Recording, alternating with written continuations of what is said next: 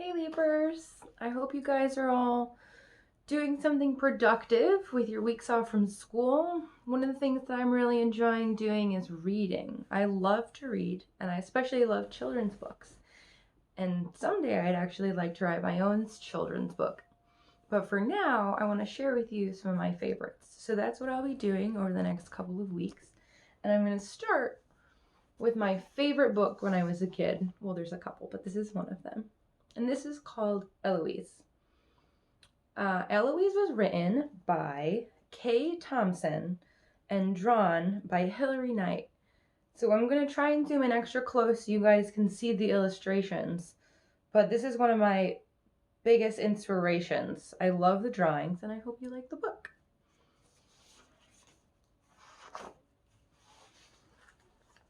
I am Eloise. I am 6. I am a city child. I live at the plaza. There is a lobby which is enormously large, with marble pillars and ladies in it, and a revolving door with a PP on it.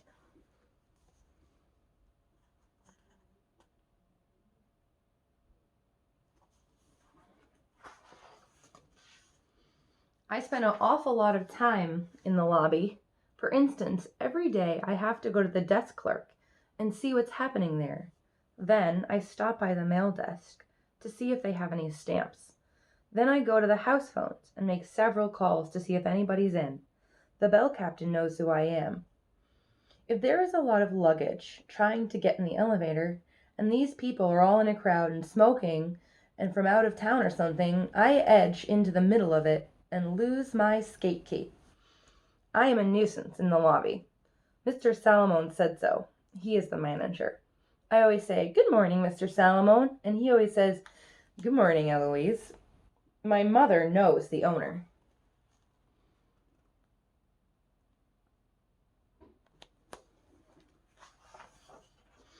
I live on the top floor. Of course, I am apt to be on any floor at any time, and if I want to go anywhere, I simply take the elevator. For instance, if I happen to be on the second floor, I just press that button until it comes up, and as soon as the doors open, I get in and say, "Fifth floor, please." And when those doors clank shut, we ride up, and I get on the 5th floor, and as soon as the elevator is out of sight, I skibble up those stairs to the 8th floor, and then I press that button. And when that same elevator comes up, and as soon as the doors open, I get and say, "15th floor, please." And I get out of the 15th floor, and as soon as the elevator is out of sight, I skibble down to the 12th floor, press that button, and when the same elevator comes up and those doors open, I say, "The lobby, please." And then those doors clank shut, and we ride down without saying absolutely one word, and then I get into the next elevator and go all the way up.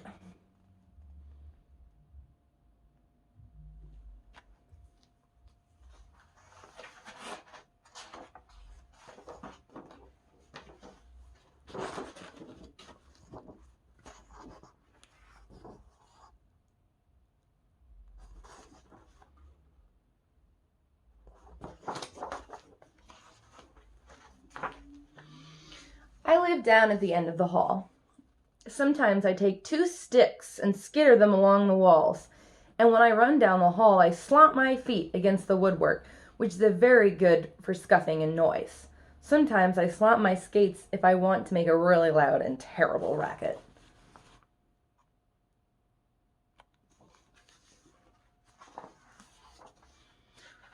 We have a buzzer on our front door. I always lean on it. That's how Nanny knows it's me, Eloise. Nanny is my nurse. She wears tissue paper in her dress, and you can hear it. She is English and has 8 hairpins made out of bones. She says that all she needs is the life for Lord's sake. Nanny says she would rather I didn't talk all the time. She always says everything 3 times. Like, "Eloise, you can't. Sometimes I hit her on the ankle with a tassel. She is my mostly companion.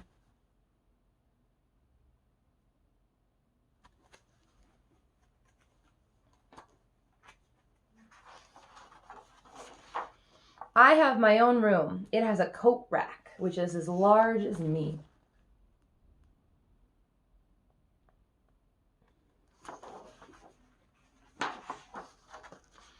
I have a dog that looks like a cat. His name is Weenie. Sometimes I put sunglasses on him. Then I have to scratch his back with a wire hanger. I have a turtle. His name is Skipperty. He eats raisins and wears sneakers. The Plaza is the only hotel in New York that will allow you to have a turtle.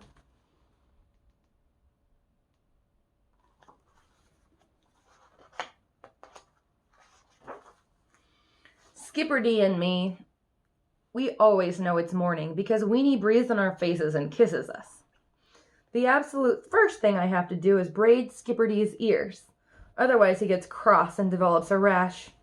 Nanny gets up feeling tired, and puts on her kimono and skibbles over to slam those windows down shut so that we don't freeze. Then she stretches her muscles and feels fresh. Nanny yawns out loud. Then I pick up the telephone and call room service. Ooh, I absolutely love room service. They always know it's me, and they say, "Yes, Eloise." And I always say, "Hello, this is me, Eloise, and I would like you to kindly send 1 roast beef bone, 1 raisin, and 7 spoons to the top floor, and charge it, please. Thank you very much." Then I hang up and look at the ceiling for a while and think of a way to get a present.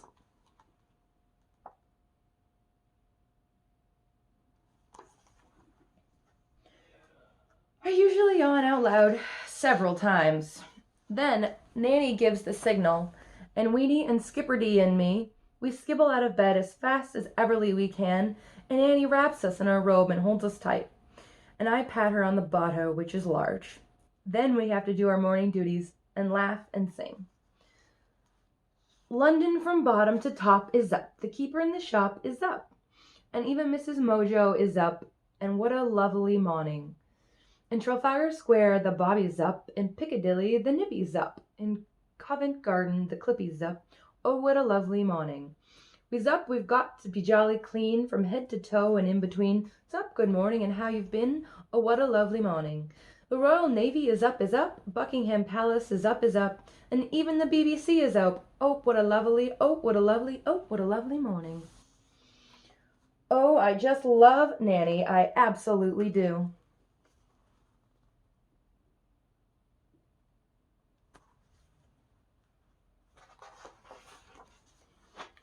While I'm brushing my teeth, there is a pigeon who is always hanging around our bathroom window, and he does absolutely nothing but coo. He is fat and grizzly, and I holler at him, and he flies over to the Sherry Netherland for a while to see what they're up to. Weenie and me weigh 36. Nanny weighs 18 stones. Skipperty weighs absolutely nothing at all unless he has had his sneakers on. Then, of course, he weighs half. Then Nanny puts on her corset, which is enormously large, but which is very good for her back. Kleenex makes a very good hat.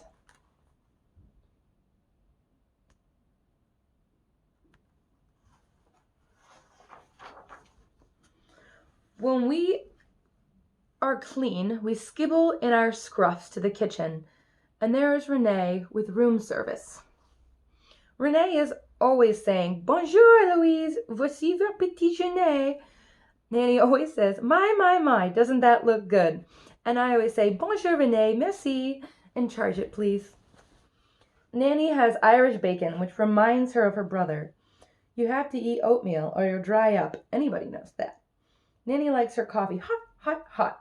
An egg cup makes a very good hat.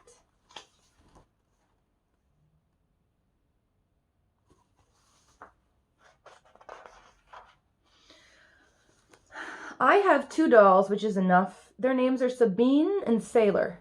Sabine is a rag doll, and she has absolutely no face at all, partially because she came from Jamaica Air by Air Express. Otherwise, she has shoe-button eyes and 2 right legs and is rather unusual. Sailor is a very large doll and has a hard head and no arms. She was in the most terrible accident, and she bleeded so hard she almost choked in the night, and this ambulance came and took her to this hospital, and it was an emergency, and they had to give her all this terribly dark medicine and a lot of band-aids, and when she came back home she was weak, and I had to take cod liver oil. I gave her a strawberry leaf from under my grapefruit for not whimpering, and Weenie licked her face. They have to have a teaspoon of water every hour or so. You can see they are extremely a lot of work. Here's what I like to do: make things up. Here's what I hate: Pete Rabbit.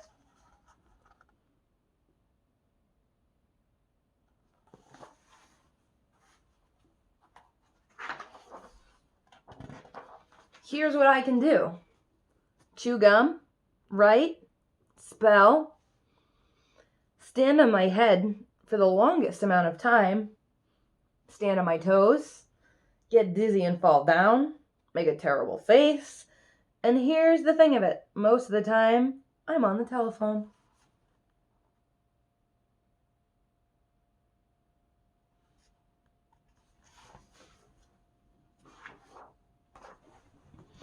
My day is rather full. I have to call the valet and tell him to get up here and pick up my sneakers to be cleaned and pressed, and have them back for sure without fail.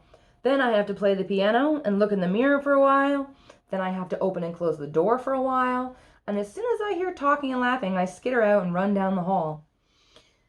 And if there is an open door, I have to walk in and pretend that I am an orphan. And sometimes I limp and sort of bend to the side and look sort of sad in between the arms. And they give me a piece of melon or something.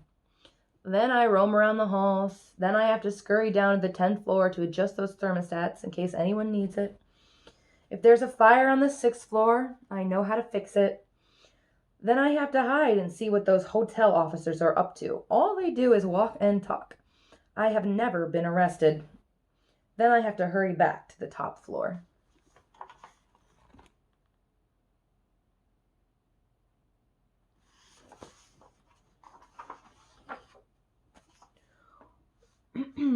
Our daymaid's name is Johanna. She has earrings with garnets and is going to take her Social Security to Bavaria on her birthday. One time she saw this man in this hairnet and he bawled her out for taking his razor blades. I have to help her put on those pillowcases or she'll never be through by 4. For Lord's sake, she has to be through by 4. Then I have to go around to that service elevator on the 6th floor and see what everybody's thrown away and if I want it or not, like ribbon or something. Then I have to go down to help the switchboard operators in case there are any DAs and there has to be some sort of message taken or something like that. If there is an exit sign, I always have to go into it because there might be a mattress in there and I can lie down on it and get some rest so I can carry on, for Lord's sake. Oh my Lord, I am absolutely so busy. I don't know how I can possibly get everything done. Then I have to hop around for a little while.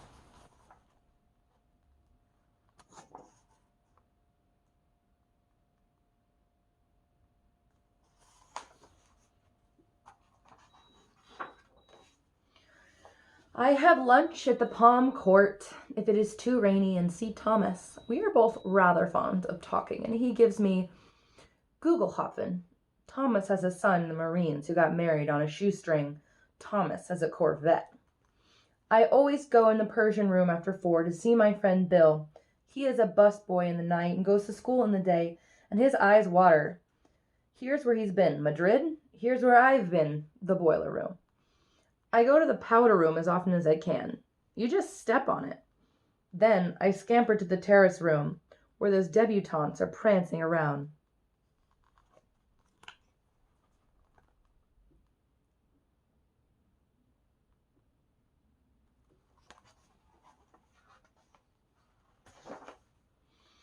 Then I have to skibble into the Baroque room because sometimes there is this chalk and there is this pitcher with ice water in it, and you should see the cigar smoke left over from a General Motors meeting. Oh my Lord. Then I have to go help the busboys and waiters get set up in the crystal room. They always wait until the last second, for Lord's sake, and then we have to rush on our feet off. I go to all the weddings in the white and gold room, and I usually stay for the reception. There are absolutely nothing but rooms in the plaza.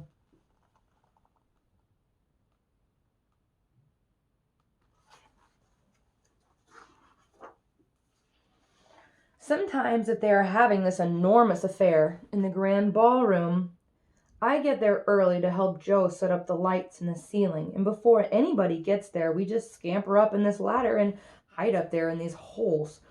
Oh my lord, is it ever swelteringly hot up there. I always wear my sun visor. I am all over the hotel. Half the time I am lost, but mostly I am on the first floor because that's where catering is. So I have to go down there every day for at least 3 hours, and sometimes I have to go at night. Oh my lord, do they ever have a lot of things going on down there?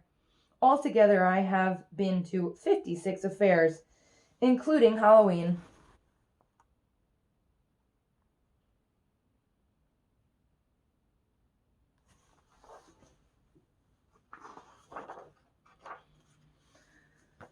There is this oak room, which is to the right if you want to have a broken mint or something like that. And you have to go downstairs to the rendezvous room, which is very good for hiding over a long period of time and for doing a tout jeté or so. The package room has all these packages in it, and sometimes I have to help them lift those heavy boxes and look for small packages that might be for me, Eloise. Sometimes I go to the men's room, which is very good for playing railroad station or something like that. Every Wednesday, I have to go to the barber shop and have Vincent shape my hair. He does absolutely nothing but talk and swiggles me around in that chair and hurts my neck with that whisk broom. Sometimes I sklonk him in the kneecap. Vincent says that if I am not careful, I am not going to have a hair on my head by the time I'm 7, for Lord's sake.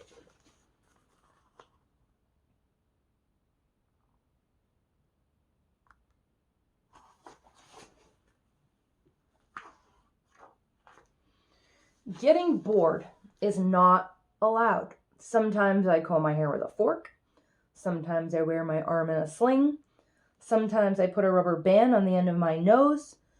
Toe shoes make very good ears. Sometimes I wear them to lunch. Here is what I like to do. Pretend. Sometimes I am a mother with 40 children. Sometimes I am a giant with fire coming out of my hair.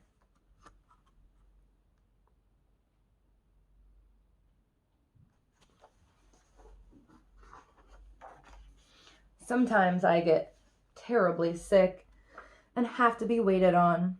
Sometimes I get so sick my head falls over and is wobbling until it is loose. Then we have to call my mother long distance and charge it. My mother is 30 and has a charge account at Bergdorf's. She wears a 3.5 shoe. I put a large cabbage leaf on my head. When I have a headache, it makes a very good hat.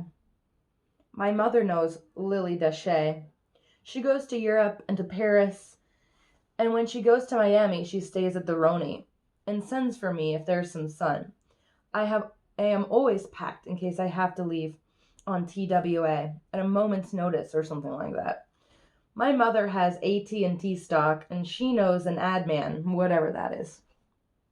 Sometimes my mother goes to Virginia with her lawyer. He has an office on Madison Avenue. He has already had the whooping cough and the measles. Sometimes I give him rubber candy. He is absolutely so dumb, he eats it. Sometimes he brings me a present, whether I deserve it or not. I usually do. Here's what he likes. Martinis. Here's what I like. Grass.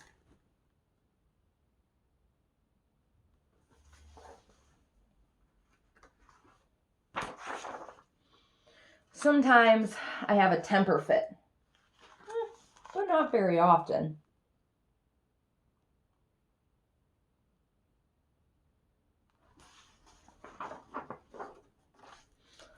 I absolutely dislike school. So Philip is my tutor. He goes to Andover. My mother knows the dean. He wears red garters and is boring.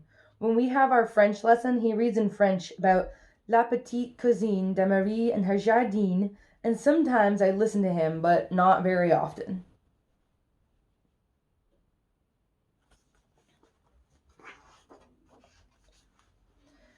Here's what makes Philip angry.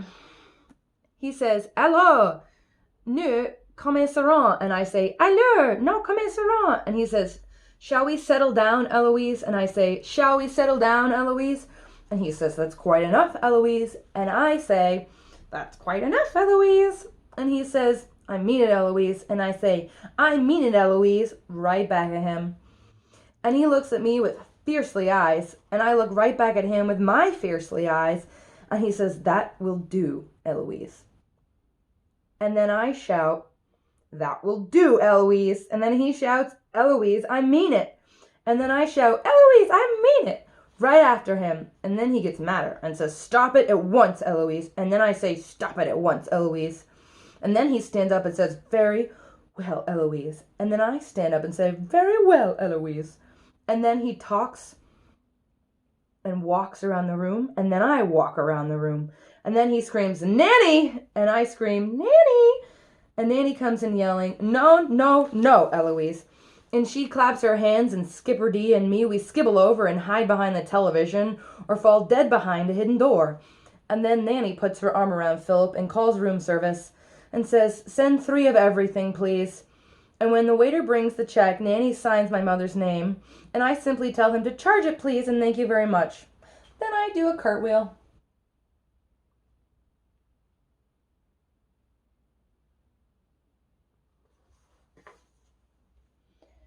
Philip is always glad to go home.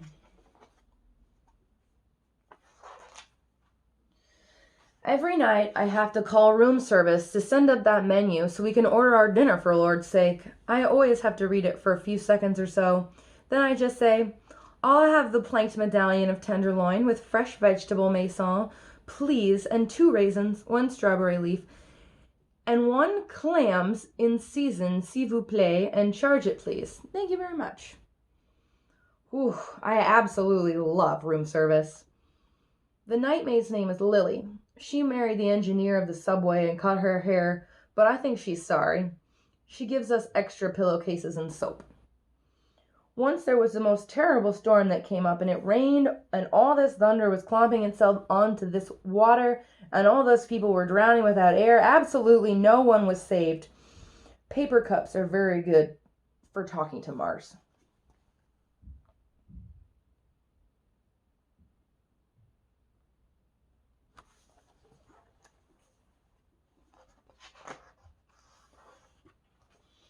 TV is in the drawing room.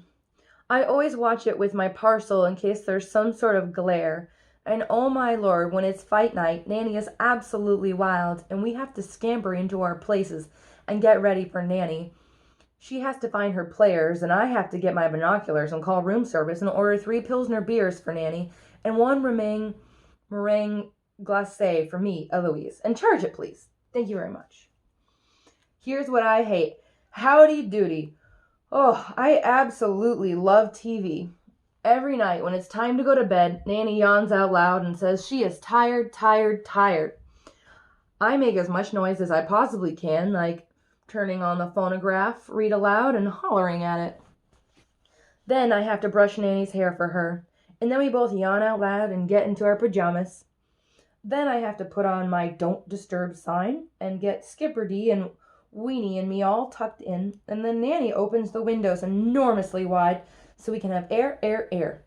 Then she turns out the light. Nanny has a mole.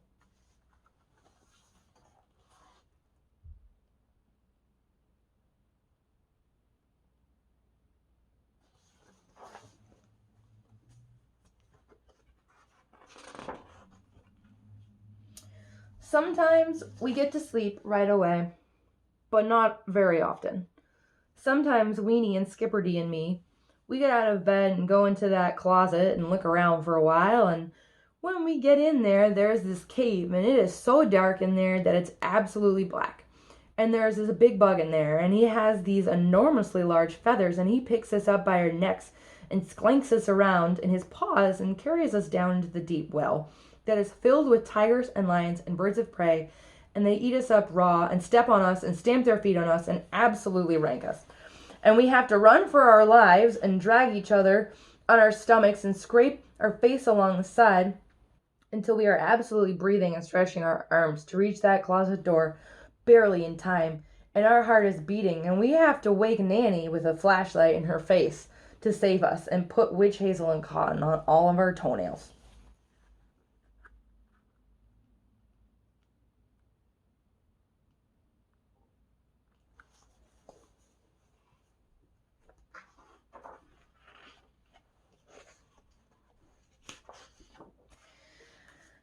and Nanny has to get up and pamper me and spoil me for a while I am out of my head with fever and pain. After all, I am only 6. Oh my lord, there's so much to do. Tomorrow, I think I'll pour a pitcher of water down the mail chute. Woo! I absolutely love the plaza. The end. I hope you guys like that book, and I'll be reading some more as the days go by. And enjoy!